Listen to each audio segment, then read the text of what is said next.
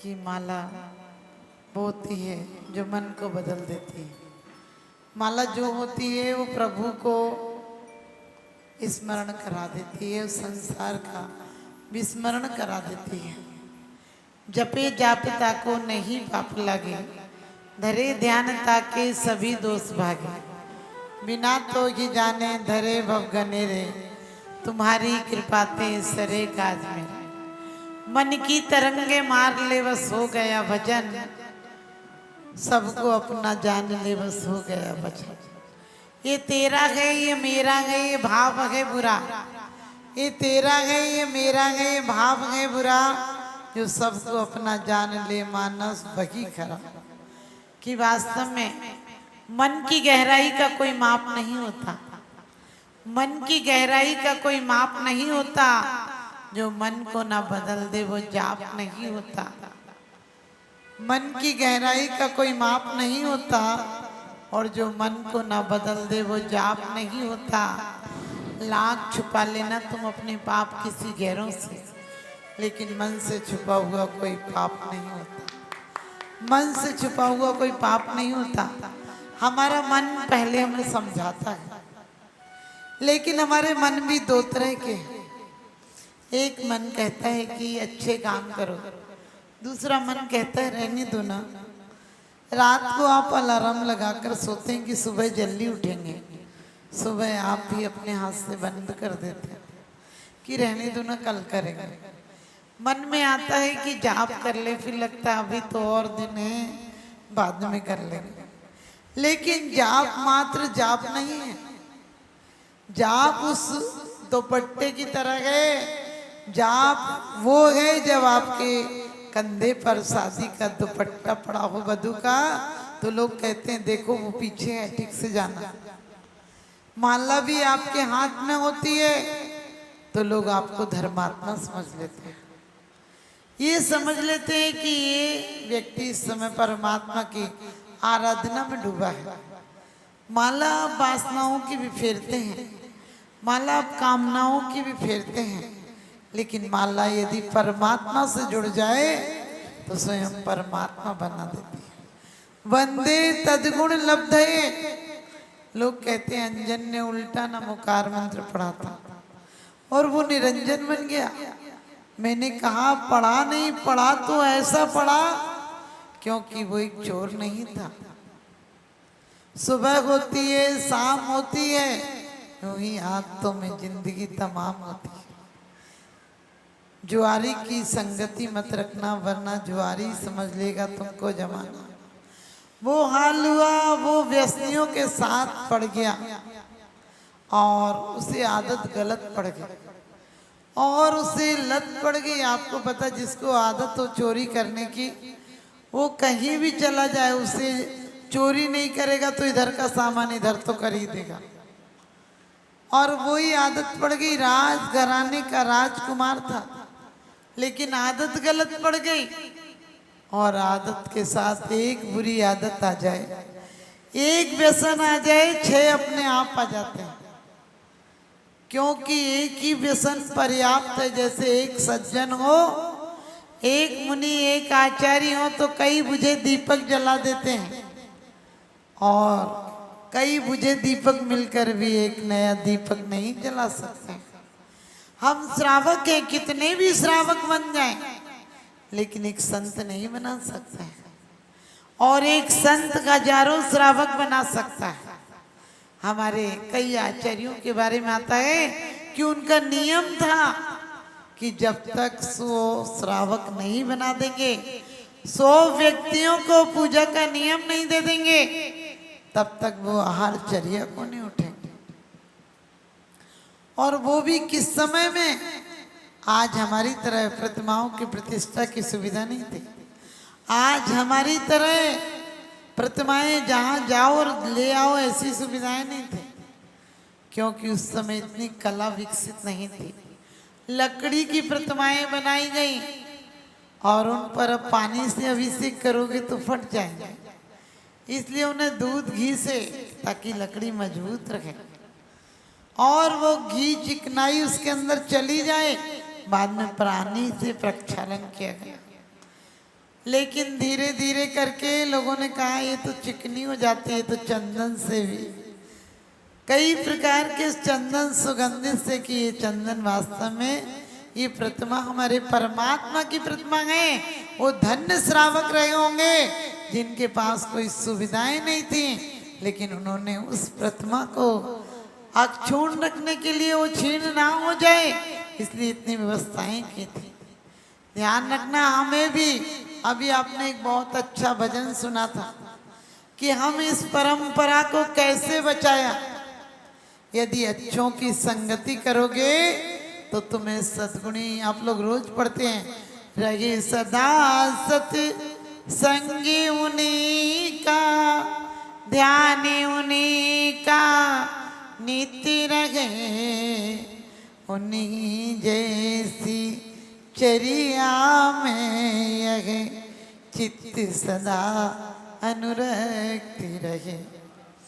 रहे सदा सत्संग उन्हीं का, क्योंकि कहा है तीर्थ फले तो एक फल, तीर्थ फले तो एक फल, संत फले फल चार, और जब मिलते हैं सतगुरु तीर्थ 1000, 1000 तीर्थों का पुण्य लगता है।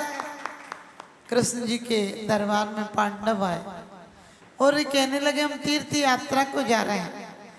कृष्ण ने कहा हम नहीं जाएंगे। उन्होंने कहा हम तो आपको लेने के लिए आए हैं। उन्होंने कहा हम तीर्थ पे जाकर क्या करेंगे, हमारे यहाँ तो साक्षात तीर्थ आते हैं। जे गुरु चरण जहां धरे जग में तीर्थ होए। क्या कहा है कि गुरुओं के चरण जहां पड़ते हैं, क्योंकि जो तीर्थंकर आज जन्म कल्याणक हो तब कल्याणक हो, वो पहले तब तक तो मुनि थे ही थे। तीर्थंकर भी मुनि थे, लेकिन उनके चरण जहां पड़ते हैं, जिस जगह भोजन कर ले वो तीर्थ हो जाए। जो आहार दे दे वो क्या श्रेष्ठ दानी हो जाए, 3 भव में मोक्ष हो जाए नियम से, क्योंकि उत्तम दाता है वो। और उत्तम दाता को ही उत्तम पात्र ने दान दिया है, क्योंकि भगवान जो हमको देते हैं वो ज्ञान देते हैं। और जिनवाणी सिर्फ अलवारियों की शोभा बढ़ाने के लिए नहीं है। कोई भी उद्यापन होता बोलते मेरी तरफ से 50 जिनवाणी रख देना, मेरी तरफ से 100 रख देना। हमने कहा इतनी भीड़ पड़ी और काहे कोई इकट्ठी कर रहा है। अरे नियम लो, वरना जिनवाणी जिन देव से रो रो करे पुकार, और मुझे छोड़ तुम शिव गए कर कुपात्र आधा। जिनवाणी के कुछ शब्द भी हमारे कानों में उतर जाए तो वो आप सबको पता है अंजन, एक प्रकार का अंजन लगाता था। और वो एक राजकुमार था, किसी वेश्या के चंगुल में फंस गया। वेश्या ने कहा कि राज रानी का हार ला कर दो, और उससे अपने अंजन पे भरोसा था कि मैं किसी को दिखूंगा नहीं, और वो दिखा भी नहीं। लेकिन जो हीरे का हार ले जा रहा था उसकी चमक इतनी थी कि पहरेदारों को लगा कुछ वस्तु जा रही है, कोई लेके जा रहा है, और वो पीछे लग गए। और वो भागते भागते एक जिनदत्त सेठ के पास वो नमोकार मंत्र की माला फेर रहे थे। ध्यान रखना, ये जरूरी नहीं कि आप माला फेरो और आपको वो काम मिल जाए जो कि परमात्मा को हुआ, वो पदवी मिल जाए जो परमात्मा को हुई है। क्योंकि हम माला तो फेरते हैं, लेकिन माला किसकी चलती है? वस्तुओं की चलती है, व्यक्तियों की चलती है। जिस दिन माला वास्तव में उनकी चलने लगेगी, उस दिन वो छायक दान भी देते हैं। उन पर 9 लब्धियां हैं, छायक लाभ, छायक दान, छायक भोग, छायक उपभोग। जो वो देते हैं वो कोई नहीं दे सकता। लोग कहते परमात्मा कुछ नहीं देते हैं, हमने कि परमात्मा जो देता है वो दुनिया में कोई नहीं देता। और वो भी सेठ के पास पहुंचे, और कभी कभी लगता है कुछ तो कोई तो मिल जाए। उसी का तुम क्या कर रहे हो? उसने कहा मैं नमोकार मंत्र का जाप कर रहा हूँ, लेकिन नीचे भाले तलवार लगी हैं, सोचता हूँ नहीं जाप सिद्ध हुई तो क्या होगा। उसने कहा मुझे तो मरना ही है, तुम उतरो मैं सिद्ध करता हूँ। और उसे नमोकार मंत्र, क्योंकि आपको पता ठीक से हर कोई व्यक्ति को एक बार में नमोकार मंत्र याद नहीं होता। और नमोकार मंत्र शब्दों से पढ़ने की बात नहीं होती है। एक बैल को, एक कुत्ते को, एक बकरी को नमोकार मंत्र सुनाया और आप सबको पता है वो देव हो गए। इसी प्रकार से उसे नमोकार मंत्र तो याद नहीं हुआ, लेकिन मन में श्रद्धा थी कि जो सेठ बोल रहे थे वही वास्तव में हमारे आत्मोत्थान का कारण है। और एक बार में उसने, क्योंकि ध्यान रखना जुआरी का दिल चाहिए, जुआरी पर जो होता है वो लगा देता है, और पुजारी भी जुआरी की तरह होता है। तन मिला है वो लगा देता है, मन मिला है वो लगा देता है, और धन मिला है वो लगा देता है। जो मिले वही लगा देता है, क्योंकि तेरा तुझको अर्पण क्या लगे मेरा। तन भी परमात्मा की कृपा है। आप कहोगे माता जी हमारे कर्मों से तन मिला है, तुम्हारे कर्मों से तन नहीं मिला है। तुमने परमात्मा की पूजा की होगी। देवादिदेव चरणे परिचरणम सर्व दुख निर्वहनम काम दुही काम दाहिनी परिचिनिया दादृतो नित्यम। कहा है देवादिदेव चरणे परिचरणम सर्व दुख निर्वहनम। कहते हैं देवादिदेव की चरणों की अर्चना नाम से की जाए, द्रव्य से की जाए, क्षेत्र से की जाए, काल से की जाए, भाव से की जाए, जिस प्रकार भी अर्चना की जाए वही शुभकारी हो जाती है।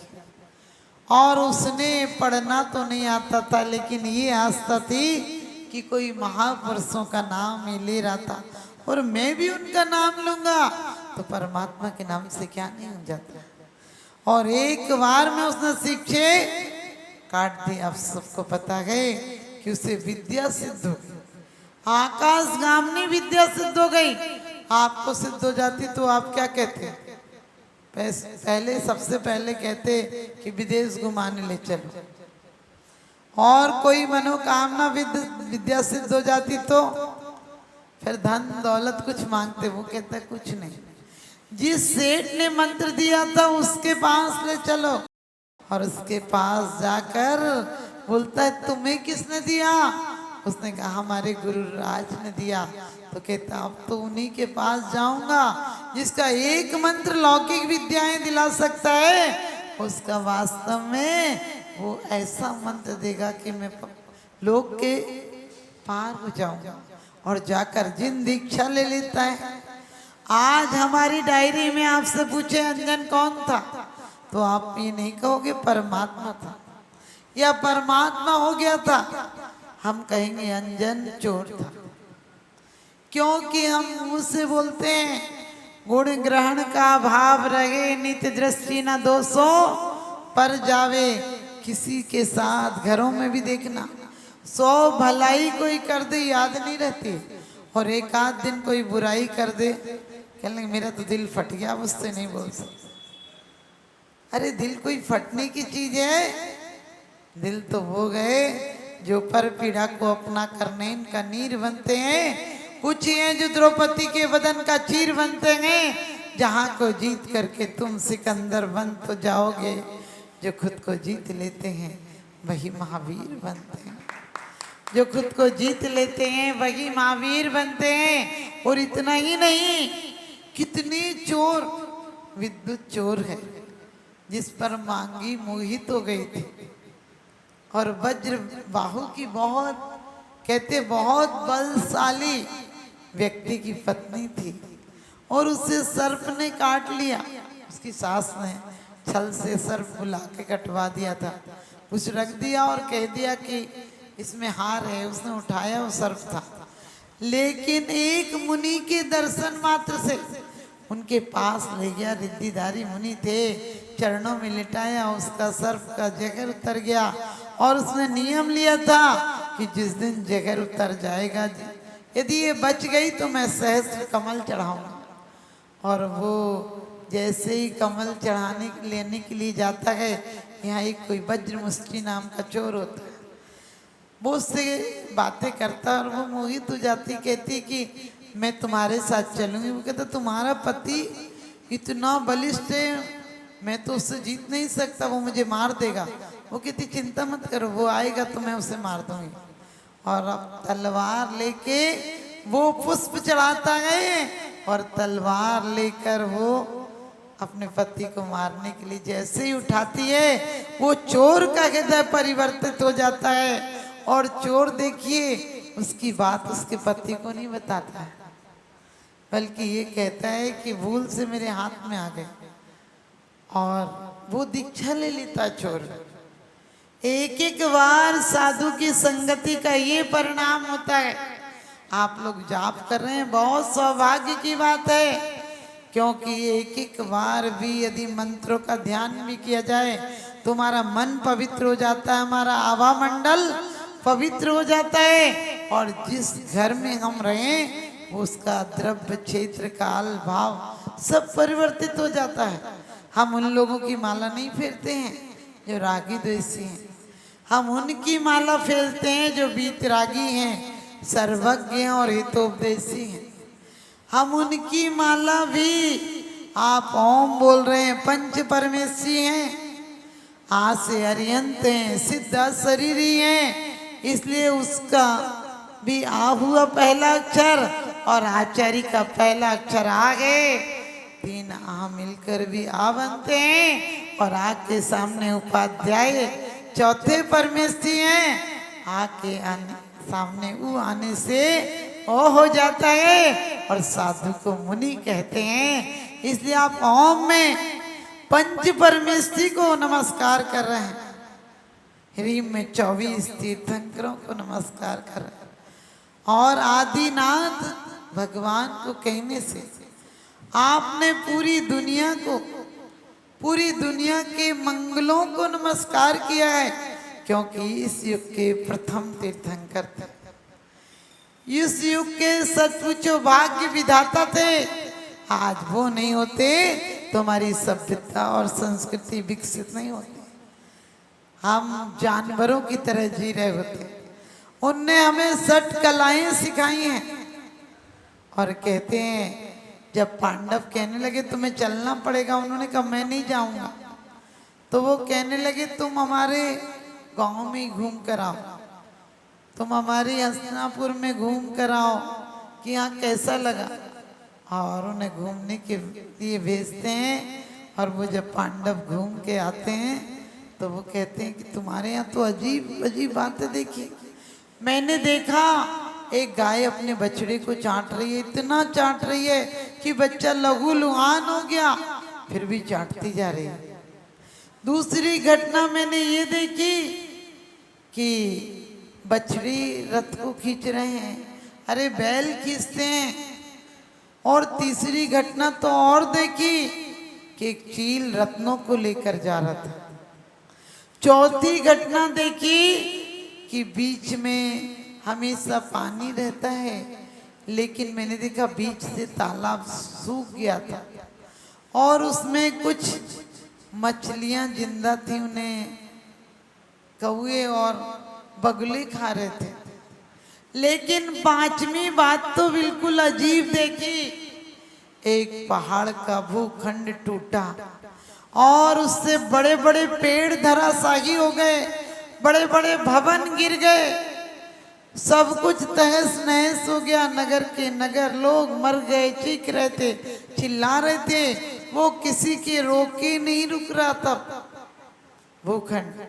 लेकिन एक छोटी सी कौपल पर आकर रुक गया। इसका मतलब क्या है? कृष्ण ने कहा पंचम काल की ये सब निशानियां हैं। उन्होंने कहा मतलब कि पंचम काल में माँ बाप अपने बच्चे को इतना प्यार करेंगे, इतना प्यार करेंगे कि उसे जीने लायक नहीं छोड़ेंगे।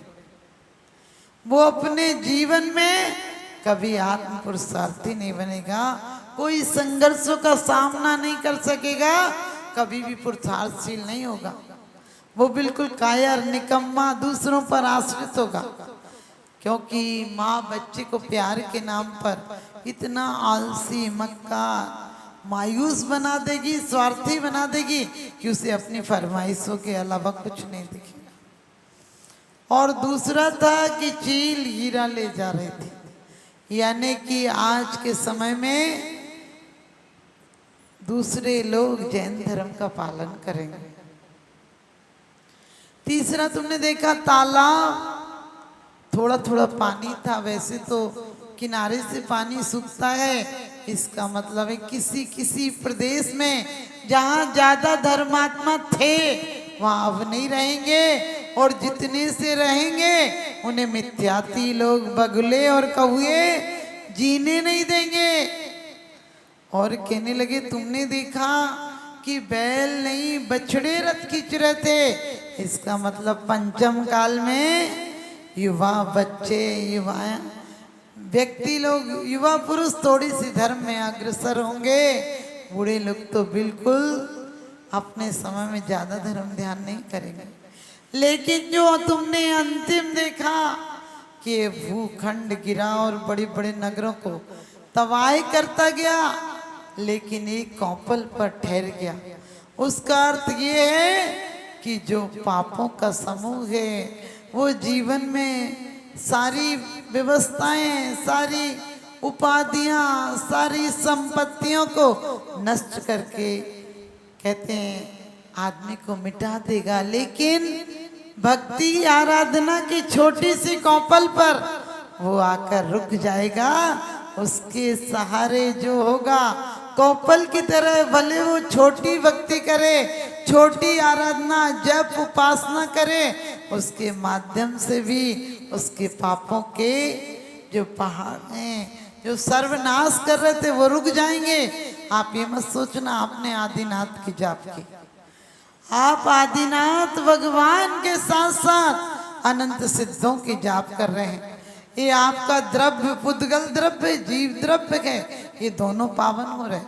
ये क्षेत्र जिस जगह तुम रहते हो, अब जाप करके उस घर में जाओगे वो क्षेत्र पावन हो जाएगा। इतने समय तुम राग देश की कथा करते थे, अब कितने समय तुम लोग जाप दे रहे हो। एक काल पावन हो गया, और जिन परिणामों से तेरी मेरी निंदा चुगली फालतू की बातें करते थे वो आप लोग को पता है।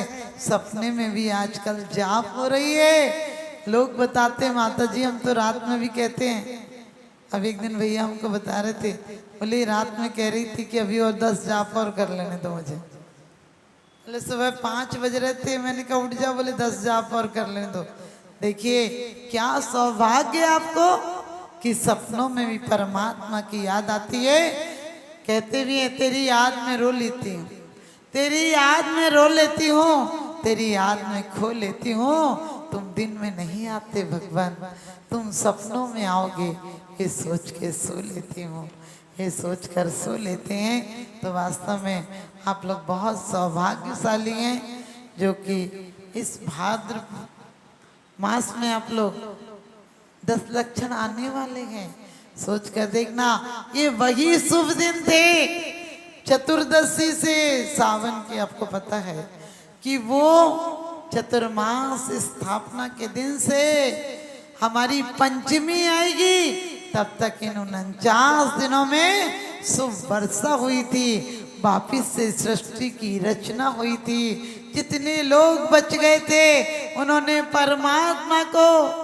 परमात्मा की आराधना पूर्वक ये कहा था कि परमात्मा अब हम बचे हैं तो जीवन में अंत समय तक आपका नाम लेते लेते धर्म आराधना करते हुए जीवन की शुरुआत करेंगे।